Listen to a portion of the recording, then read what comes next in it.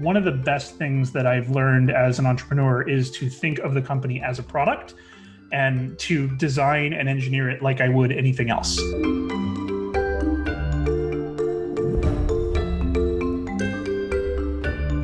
Welcome everyone to UpTech Report. This is our Applied Tech series. UpTech Report is sponsored by TerraLeap. Learn how to leverage the power of video at terraleap.io. Today, I am very excited to be joined by Luke Freiler, who's based in Laguna Hills, California. He's the CEO of Centercode. Welcome, Luke. Good to have you on. Thank you, Alex. Great to be here. Absolutely. So your platform and service is really those who want to connect their companies with their customers, whether they're trying to run beta tests, or as you like to really coin and move the emphasis towards is delta tests, always testing. But basically, if you're out there, you're a product manager or other business leader who needs to recruit great testers, improve your engagement, and discover, okay, what needs to be improved, fixed, and changed to get your product better, this might be an intriguing platform and service you guys want to check out. Now, on your site, Luke, you say on-demand access to your targeted testers. Tell me, what problem did you set out to solve, and how has that changed over time? Absolutely. So this, like many businesses, was sort of born out of necessity. I started my career in tech very young. I worked for Samsung, and then I moved over to Ericsson with a group of peers from Samsung. And we were tasked with building a really big product. And my part of that was basically everything web facing. And this is nearly or just over 20 years ago. For me, that meant the firmware on the product, which had a web interface, the marketing web presence, intranets, tools, just anything that was web sat under me, and I had a team. And a product manager came to me and he said, "Hey, I need you to run a beta test for the product we were working on." It was this home phone system kind of aimed at small businesses. And I said, "Okay, what does that mean exactly?" And he said, "Well, you need to get some testers." And I said, no, I understand what a beta is. What does that mean in terms of Ericsson? How do we do that? What's the process? Where do I go? And he said, "We don't have one, best I can tell." And he was a product manager, pretty senior guy. And I said, "Well, that's impossible. We have a 3-inch guide for how to use the logo. There's no chance this thing you're telling me we have to do isn't figured out. It's not a solved problem. It's a 100,000 person, 100-year-old tech company, very established." And he said, "Look, man, if you can figure it out, make it happen." And I said, "Okay, well, can I outsource it?" And he said, "Sure." I said, "Okay, I'll go find you a solution."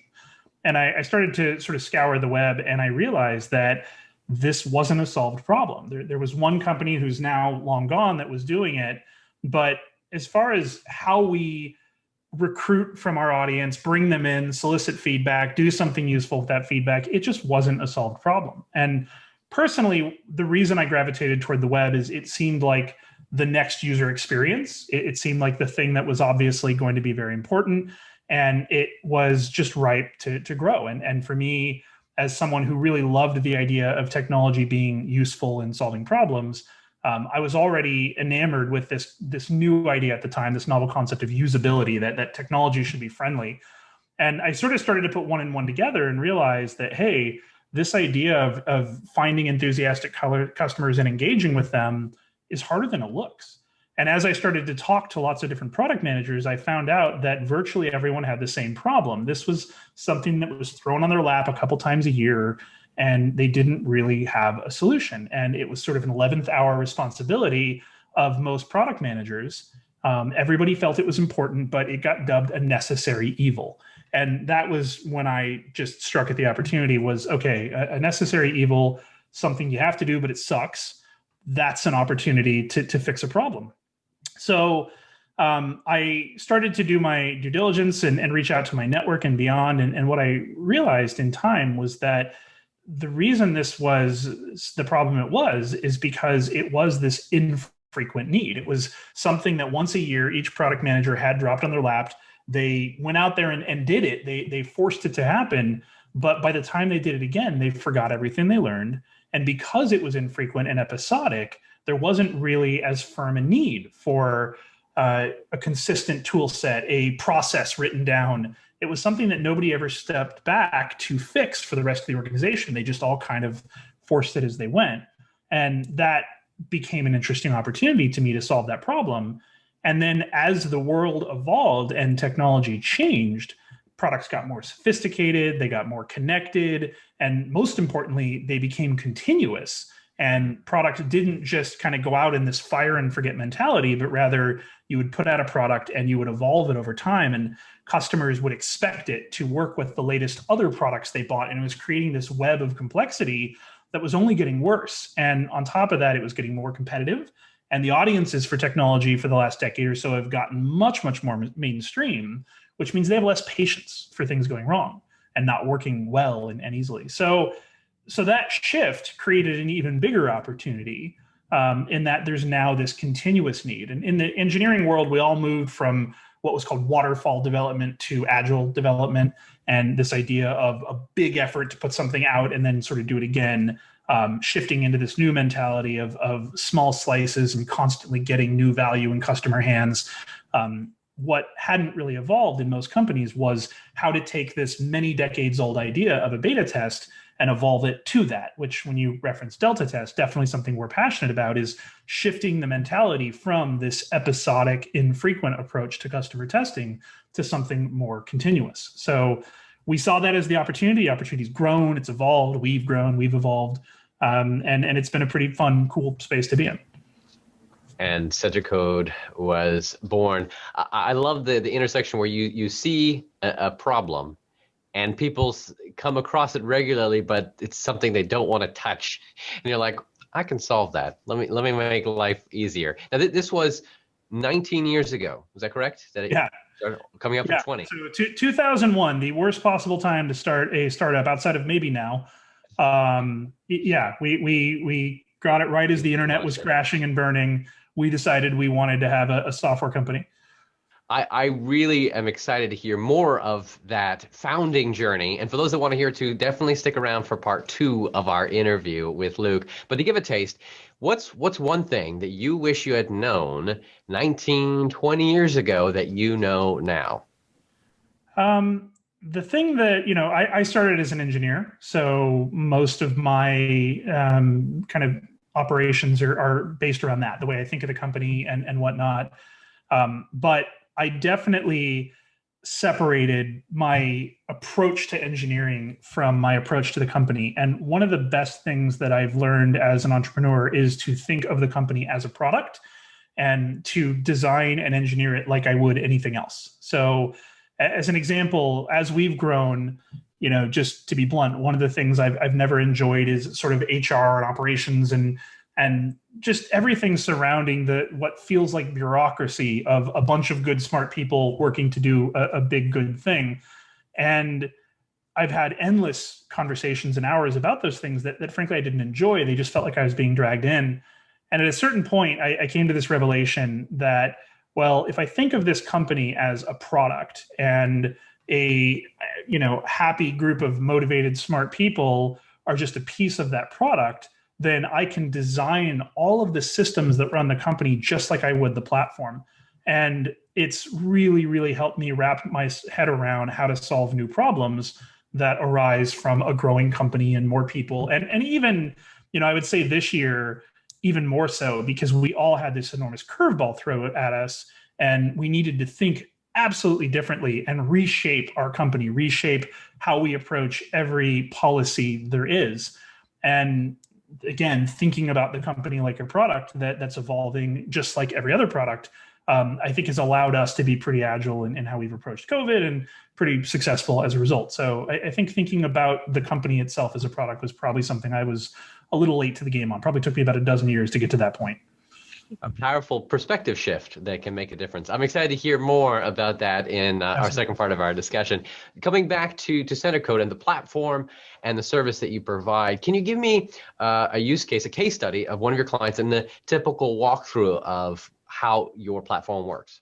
Sure. So to step back one bit, there's two sides to the business, and companies engage with us in one of two ways.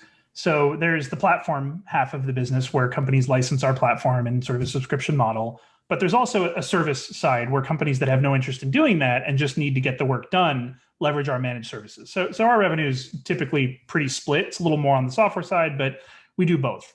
The reason that's so important is because that service side means that we eat our own dog food a lot more than most companies would. Half of my revenue is based on not only our customers succeeding on our platform, but us succeeding on our platform.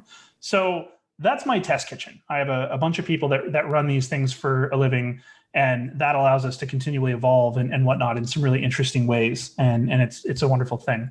So to answer your question directly, what the platform basically does is allows any company to stand up a community of their most enthusiastic customers, to recruit them in and to profile them on the way in some very unique ways. Not only do they want to learn about who these people are, the kind of general demographic stuff, that's pretty normal. But what we do uniquely is we also solicit a lot of information about the technology that surrounds these people. So if you come in and for example, I'll take someone like Peloton. Peloton puts up a community, recruits their very enthusiastic audience.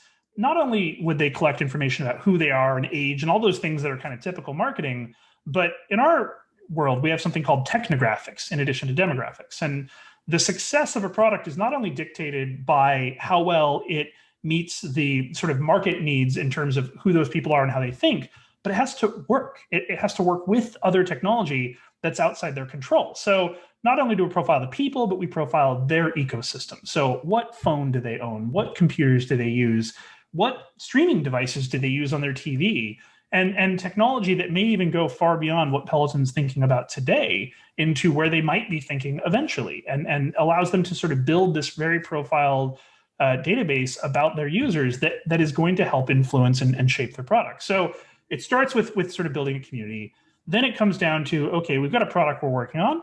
We want to recruit from that community. We want to make sure we have a great representation of the target market. Again, both the demographics and the technographics, make sure it works. And then it allows them to distribute product in the case of software, or help coordinate and orchestrate the distribution of hardware, and then start engaging with those users, start sort of taking them through a pathway of testing that product on a feature by feature basis to collect feedback that they can take action on. And in our world, in the framework that we've developed, it's about collecting very explicit feedback. Issues, what do we need to fix? Ideas, what should we be improving? And praise, what can we promote about this product? So fix, improve, promote. Everything that we want out of this is actionable. It's what they can do to actually improve their product. And sort of the secret sauce of the product is looking at all that feedback in real time and scoring it based on a huge variety of signals, and ensuring that as that feedback is coming in, it can be prioritized so they know what they need to take action on. What is the important security issue that's impacting a lot of people versus what is the cosmetic issue that might just be an outlier and a pet peeve of one person, right? And we believe that in terms of taking in feedback and processing it, there's two sort of empirical facts. One, not all feedback is created equal. Some things are highly impactful and are really going to hurt your chances at success. So not all feedback is created equal. And two, you can't address everything. It's a very complex product in most cases nowadays. And again, it's complex, it's connected, it's continuous. There's so many moving parts that it's an unreasonable ask to fix everything, to implement every idea, and so on. So in that case, it's all about how do we prioritize to know what we can do to have the biggest impact to perfect this product to get to market.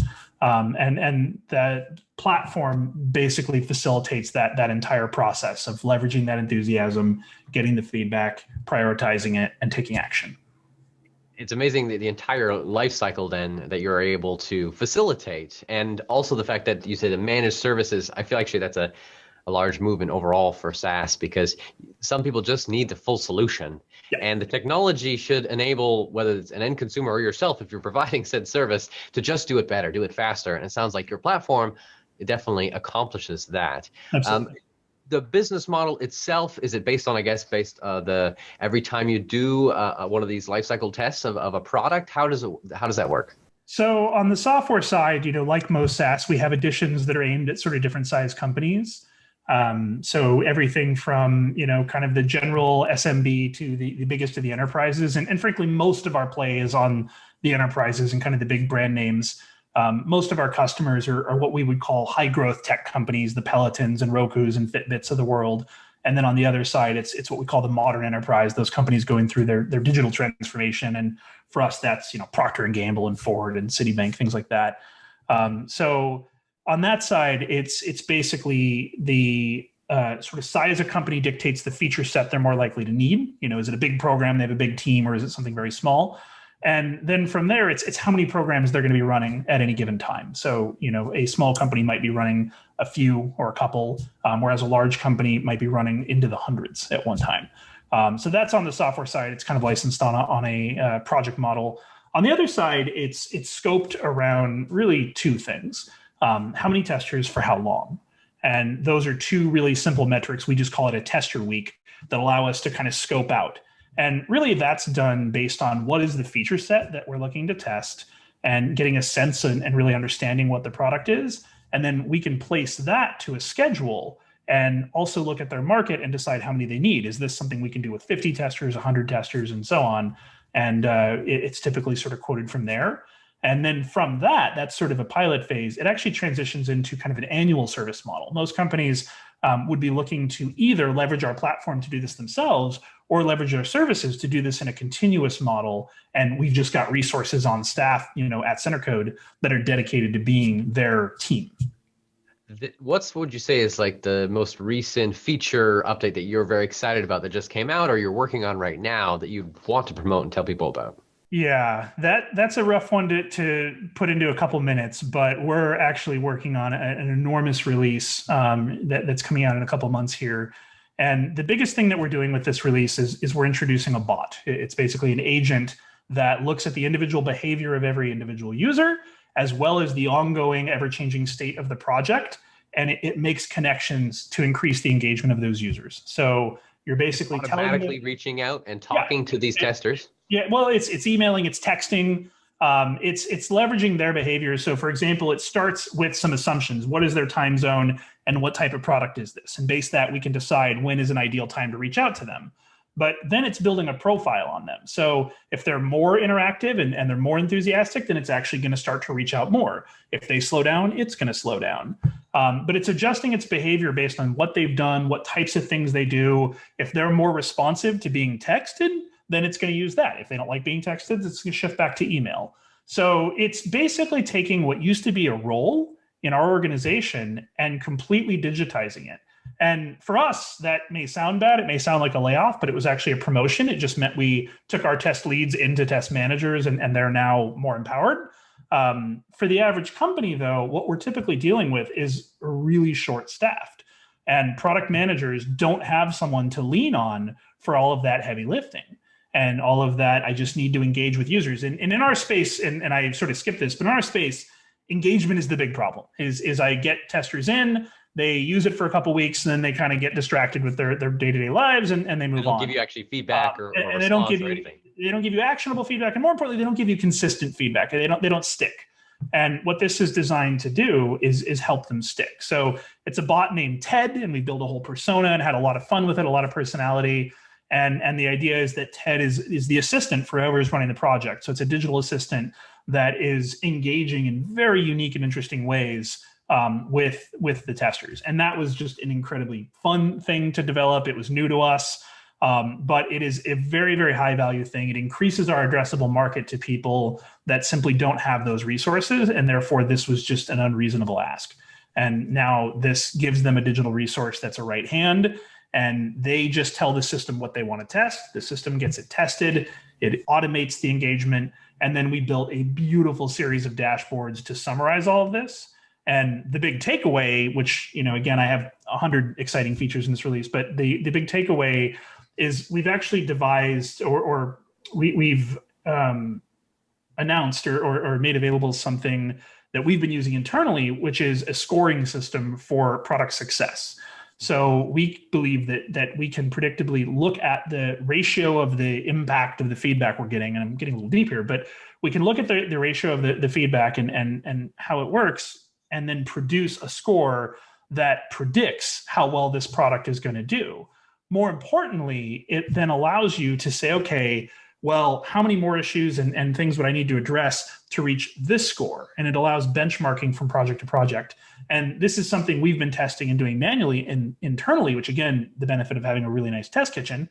But it's something that we're going to be exposing to everybody so that they have a beautiful benchmarking system that can not only predict the success of a product, but can then allow them to figure out what knobs they need to turn to produce a more successful product. And not just what knobs to turn, but what are the ideal, most optimized knobs to turn. So very exciting thing for product development for us. And I think our customers are really, really going to enjoy it.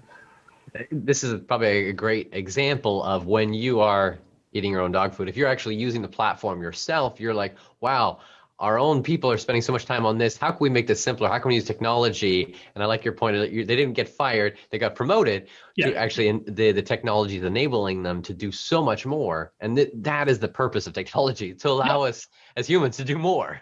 Yeah, and that's the thing, for me, the best thing about having this company is the just innate good we get to do. For me, I was, and it may sound cliche, but my first enthusiasm in tech was usability. It was experience. And even that, maybe this goes in the background section later, but that itself is not that I'm, just a very virtuous person. It's actually that I'm a very impatient person. And I've often been, had technology fail me and feel it should be better. So for me, I got a career to address that lack of patience and hopefully, make it better for everybody. But yeah, we think technology should solve problems. And we don't look at this as, our bot is actually putting anyone out of work. It's quite the opposite. It enables people that do this to produce an enormous more value with the same time, or it enables people that didn't have the time to do this in the first place. So it's a very, very big turning point for us. For those product managers out there, or those who are managing beta testers or delta testers, a word of wisdom that you would share with them, even aside from what you do, just you knowing their role and what they have to do, just a word of wisdom. Sure. The thing that I like to focus on, two things. The first half is sort of transparency. Make these people a part of your team, make them know that. But really, it's about finding the right testers. That's one of the more complex things to explain to people is you can't just implement a feature that's going to solve all your problems. You have to have the right people.